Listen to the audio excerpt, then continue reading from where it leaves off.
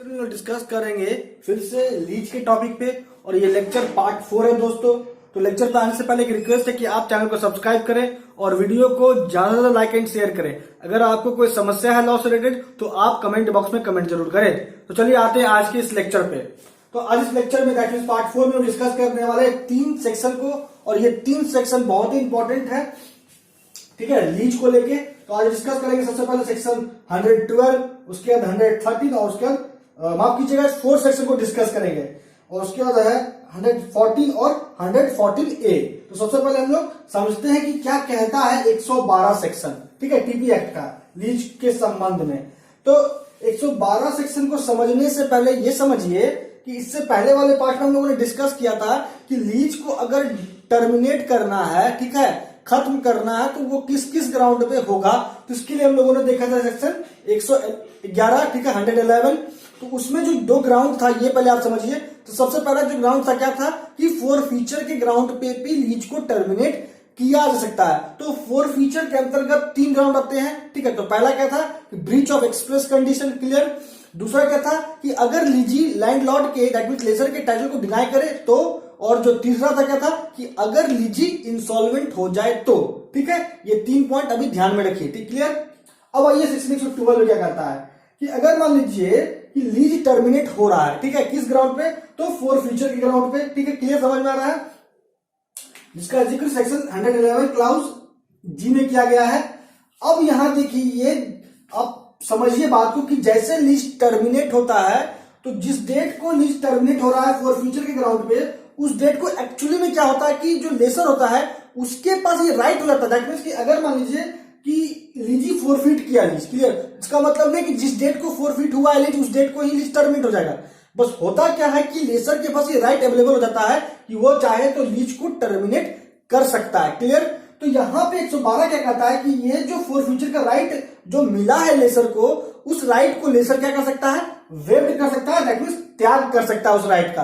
अब देखिए कैसे, देखिए अगर लेसर जो है रेंट जो भी बकाया था, ठीक है, उस रेंट को अगर एक्सेप्ट कर दे, ठीक है, जो बकाया हुआ था कब, तो जिस डेट को फोर फ्यूचर हुआ उस डेट के बाद से अगर कोई रेंट बकाया हुआ, ठीक है, लीजी के तरफ से, और उस रेंट को अगर लेसर एक्सेप्ट कर ले तो क्या माना जाएगा कि उसने अपने राइट को that means to terminate lease on the ground of forfeiture, उस राइट को लेसर ने क्या किया, वेव्ड कर दिया, त्याग कर दिया है। और इसका क्या इंपैक्ट होगा कि तो लीज माना जाएगा, लीज सबसिस्ट हो जाएगा, ठीक है, लीज कंटिन्यूड रहेगा, ठीक है, लीज टर्मिनेट नहीं होगा। ये पहला।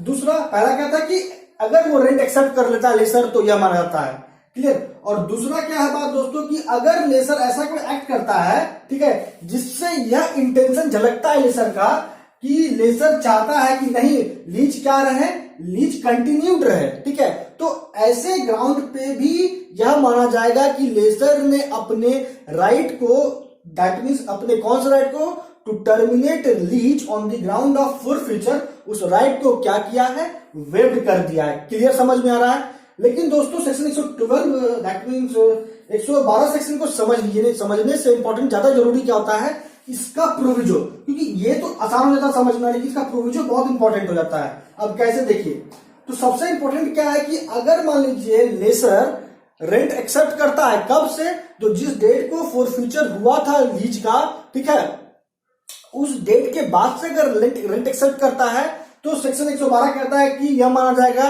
कि लेसर ने अपने अधिकार को वेव्ड कर दिया है, त्याग कर दिया है, और लीज कंटिन्यूड रहेगा, क्लियर है, लीज टर्मिनेट नहीं होगा। लेकिन एक इंपॉर्टेंट जो पॉइंट है यहां क्या पढ़ना पड़ता है इसके साथ हमको कि लेसर को जानकारी होनी चाहिए कि फोर फीचर हुआ है लीज का, ठीक है, चाहे वो तीनों में से किसी भी एक ग्राउंड पे हो, क्लियर। तो अगर लेसर को जानकारी नहीं है फोर फीचर का और वो रेंट एक्सेप्ट कर लेता है, ठीक है, समझ में आ रहा है, तो ऐसे हालात में यह नहीं माना जाएगा कि लीज सबसिस्ट हो रहा है, लीज कंटिन्यूड रहा है, ठीक है, क्लियर। तो यहां पे लीज सबसिस्ट रहे, कंटिन्यूड रहे, इसके जरूरी क्या है कि लेसर को जानकारी होना चाहिए फोर फीचर का। अगर जानकारी है उसके बाद अगर लेसर एक्सेप्ट करता है रेंट, किस कब जो रेंट को जो हुआ है incurred after the four feature, तो ही माना जाएगा कि लेसर ने अपने राइट को वेव्ड कर दिया है, कौन सा राइट को? तो लीज को टर्मिनेट करने के राइट को, ठीक है, खत्म करने के राइट को। क्लियर? अब जो दूसरा प्रोविजो, ये भी इंपॉर्टेंट होता है समझना। देखिए होता क्या है कि अगर मान लीजिए यहां पे जैसा मैंने कहा कि लेसर के पास ये राइट अवेलेबल हुआ कि वो चाहे कि जैसे फॉरफीचर हुआ on the part of the lessee, तो लेसर के पास ये राइट बना कि वो चाहे तो लीज को अब यहां खत्म कर सकता है। क्लियर? अब लेकिन इस संबंध में, खत्म करने के संबंध में लेसर क्या करेगा? तो वो सूट इंस्टीट्यूट करेगा कि लीजी को इजेक्ट किया जाए लीज होल्डर प्रॉपर्टी से। क्लियर? तो अब यहां पे सूट इंस्टीट्यूट भी कर दिया लेसर। ठीक है, हम लोग प्रोविजो सेकंड समझ रहे हैं। ठीक है, सेक्शन 112 का टीपी एक्ट लीज से रिलेटेड। तो यहां पे सूट इंस्टीट्यूट हुआ लेसर के द्वारा किस बात को लेकर कि लीजी को इजेक्ट करना, हटाना है लीज होल्डर प्रॉपर्टी से। ठीक है, दैट मीन्स कि लीज को खत्म करना है। ठीक है, तो अब यहां जैसे सूट इंस्टीट्यूट हो चुका है, उसके बाद अगर लेसर जो है रेंट एक्सेप्ट करता है, ठीक है, समझ में आ रहा है, जो लीज को लेके जो कंसिडरेशन अमाउंट होता है उसको रेंट करते हैं। ठीक है, तो उस रेंट को अगर लेसर एक्सेप्ट करता after the institution of suit, तो क्या यह माना जाएगा कि वह लीज को कंटिन्यू रखना चाहता है? नहीं, बिल्कुल नहीं। ठीक है, इसका कोई इंपैक्ट नहीं पड़ता। दैट मींस कि अगर सूट इंस्टीट्यूट हो चुका है और सूट इंस्टीट्यूट होने के बाद अगर लेसर रेंट एक्सेप्ट करता है, तो इसका यह मतलब नहीं है कि लेसर जो है वो चाहता है कि लीज कंटिन्यू रखे। ठीक है, वो चाहे तो इस हालात में, इस सेकंड सर्कमस्टांसेस में लीज को टर्मिनेट भी कर सकता है। क्लियर? समझ में आ गया? अब आइए जो नेक्स्ट सेक्शन है, सेक्शन 113 क्या कहता है? देखिए, वेवर ऑफ नोटिस। देखिए, जब हम लोग बात करते हैं लीज जो है दो प्रकार का होता है। एक होता है for a fixed term of, for fixed duration, ठीक है, और दूसरा लीज होता है month two month, year two year. तो यहां पे बात हो रहा है कि अगर कोई लीज हुआ है year two year, month two month, तो उस लीज को अगर टर्मिनेट करना है, ठीक है, तो वो कैसे होगा? तो नोटिस के द्वारा ही होगा, क्योंकि नोटिस भी एक ग्राउंड है ना for terminating the lease. Clear? तो यहां पे नोटिस जो होगा, तो कितना दिन पहले नोटिस देना आवश्यक है? तो अगर लीज हुआ है ईयर टू ईयर, तो 6 महीना पहले नोटिस देना आवश्यक होता है लीज को खत्म करने को लेके। अगर मंथ टू मंथ लीज है, तो कितना दिन पहले नोटिस देना होता है? तो 15 दिन पहले नोटिस देना आवश्यक है। ठीक है, किसके द्वारा? तो लेसर के द्वारा। किसको? तो लीजी को। क्लियर? अब मान लीजिए 113 सेक्शन समझते क्या कहता है कि मान लीजिए कि अब यहाँ पे नोटिस के ग्राउंड पे लीज को टर्मिनेट किया जाना है, और जो होता है सेक्शन 111 के क्लाउज एच के अनुसार। ठीक है, तो उस राइट को त्याग कर दिया, यह माना जाए कि लेसर ने अपने इस राइट को त्याग कर दिया है। कब? जब लेसर जो है एक्सेप्ट करता है, यहां भी क्या करता है? एक्सेप्ट, रेंट एक्सेप्ट करता है। क्लियर? तो यहां पे रेंट एक्सेप्ट कब कर रहा है लेसर?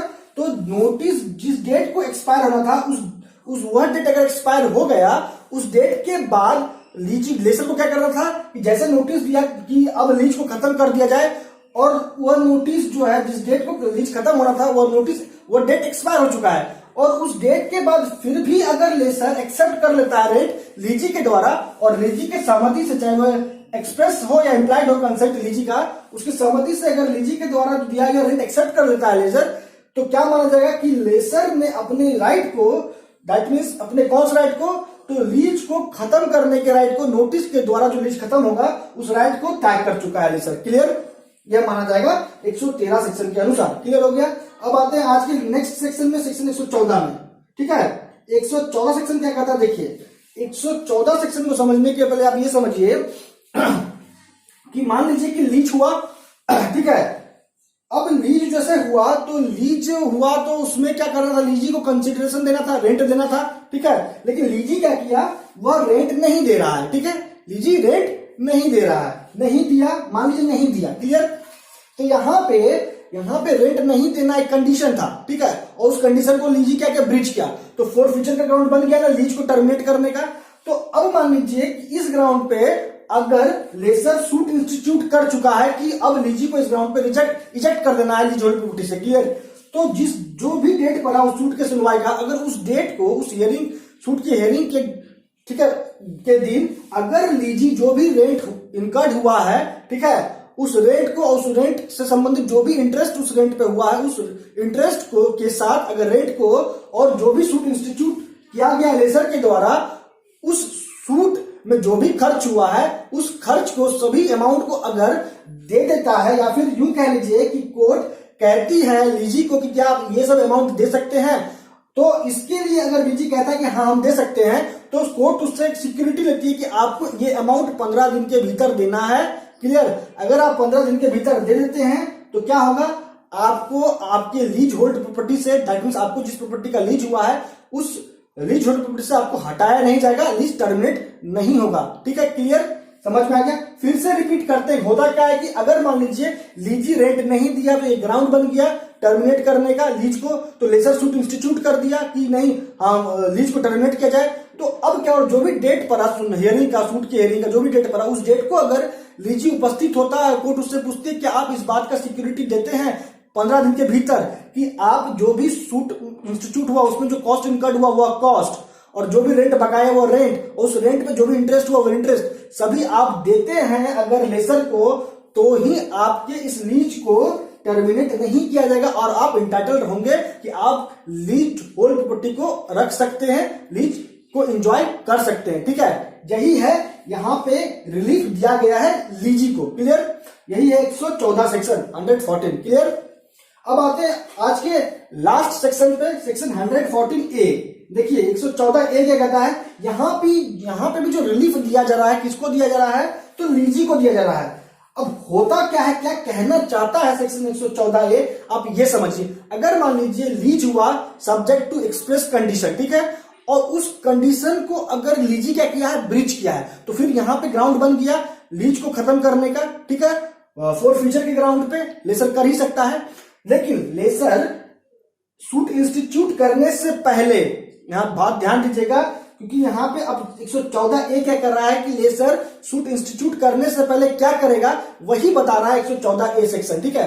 अब देखिए सूट इंस्टीट्यूट करने से पहले, तो यहां पे लेसर सूट इंस्टीट्यूट किस बात के लिए करेगा कि लीजी को लीज होल्ड प्रॉपर्टी से हटा दी जाए, इजेक्ट कर दिया जाए और लीज टर्मिनेट कर दी जाए। लेकिन वह सूट इंस्टीट्यूट करे उसके पहले यहां पे लेसर का कुछ ड्यूटी है, कुछ कर्तव्य बन जाता है और उस कर्तव्य को करना आवश्यक हो जाता है लेसर को। जैसे कि जो भी कंडीशन, एक्सप्रेस कंडीशन ब्रीच हुआ है लीजी के द्वारा, वह कंडीशन को एक्सप्रेसली उस संदर्भ में नोटिस देगा लेसर लीजी को कि आपने इस कंडीशन को ब्रीच किया है। ठीक है? क्लियर? और इस कंडीशन को ब्रीच किया है आपने, इसका नोटिस दिया गया, और नोटिस में इस बात का भी जिक्र होगा अगर उस ब्रीच को, जिस कंडीशन को ब्रीच किया गया, अगर उस कंडीशन को, उस ब्रीच को, या फिर यूं कह लीजिए उस ब्रीच ऑफ द कंडीशन को अगर ठीक किया जा सकता है, ठीक है, तो अगर उस कंडीशन को, उस ब्रीच को ठीक किया सकता है, तो फिर यहां पे लेसर जो है लीजी को रीजनेबल टाइम देगा कि आप इतना दिन के भीतर क्या करो, उस जो भी आपने कंडीशन का ब्रीच किया है, ठीक है, फॉर एग्जाम्पल आपने आपको जो है आपको प्रति 2 मंथ पे आपको जो है सफाई करना था लीज होल्ड प्रॉपर्टी का, लेकिन आपने नहीं किया। ठीक है? एग्जाम्पल से समझा रहे हैं। तो आपको यहाँ पे लेसर क्या करेगा, नोटिस को इस बात का लेसर लीजी को इस बात का नोटिस देगा कि आपको सफाई करना है लीज होल्ड प्रॉपर्टी का। ठीक है? तो इसके लिए नोटिस दिया, क्लियर, और रीजनेबल टाइम भी दिया गया लेसर के द्वारा लीजी को। समझ में आ रहा है पूरा बात? अगर विद इन रीजनेबल टाइम अगर लीजी उस कंडीशन को, जो कंडीशन को उसने ब्रीच किया, उस कंडीशन को अगर ठीक नहीं करता है, दैट मींस वो सफाई नहीं करता है लीज होल्ड प्रॉपर्टी का, तभी जाके कोर्ट जो है लेसर के सूट पे, लेसर जो सूट इंस्टीट्यूट किया था फॉर रिजेक्टिंग लीजी, उस सूट में लेसर डिग्री पास करेगा और लीज को टर्मिनेट करेगा, तभी जाके इतना कंडीशन फुलफिल होगा तो ही, ऐसे नहीं। अगर मीनवाइल अगर मान लीजिए लीजी जो है उस कंडीशन को ठीक कर देता है, ठीक है, तो फिर यहां पे क्या होगा, डिग्री पास नहीं होगा फॉर रिजेक्टिंग दी लीजी। क्लियर? समझ में आ गया पूरा बात? अब इस लेक्चर को दोस्तों कंक्लूड करते हैं। तो आज इस लेक्चर में लोगों ने सबसे इंपॉर्टेंट क्या डिस्कस किया कि लीज से रिलेटेड टॉपिक को हम लोगों ने डिस्कस किया, और ये पार्ट 4 था। इससे पहले हम लोगों ने पार्ट 3 ऑलरेडी 3 पार्ट डिस्कस कर चुके थे। ठीक है? तो आज इस लेक्चर में हम लोग डिस्कस किया सेक्शन 112, 113, 114 और 114A। ठीक है? जिसके अंतर्गत हम लोगों ने जाना कि यहां पे जो मोस्ट इंपॉर्टेंट 112 क्या है कि फॉर फ्यूचर के राइट को वेव किया जाएगा, तो सब्जेक्ट टू द कंडीशन, वो कंडीशन 112 में दिया गया है। क्लियर? लेकिन ये जो 2 प्रोविजन इंपॉर्टेंट है समझना, और जो हम लोगों ने अच्छे समझ लिया। ठीक है? 113 क्या कहता है 14, और 114A क्या कहता है, ये हम लोगों ने अच्छे से डिटेल में डिस्कस किया है। ठीक है? तो दोस्तों आज लेक्चर में इतना ही। आपका अब तक हमारा साथ बने रहने के लिए बहुत बहुत धन्यवाद।